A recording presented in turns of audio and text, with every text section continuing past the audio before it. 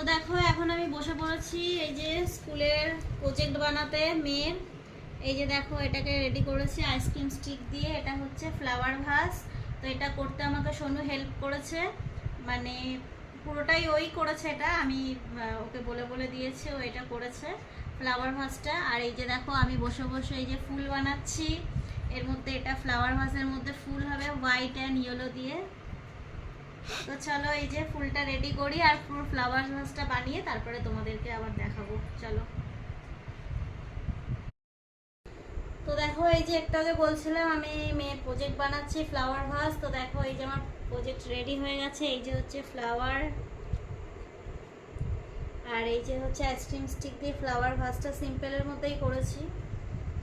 তো দেখো আর এই যে দেখো খাটের অবস্থা সেই দুপুরবেলা খাওয়া দাওয়া করে উঠে সেই থেকে শুরু করেছি এটা বানাতে।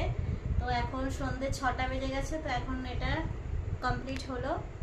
তো তোমরা জানিও কেমন হয়েছে ফ্লাওয়ার ভাসটা। এই যে ফুলগুলো আমি তৈরি করেছি দেখো, সাদা কাগজ আর হলুদ কাগজ দিয়ে, আর হালকা একটু ডেকোরেশন করে দিয়েছি।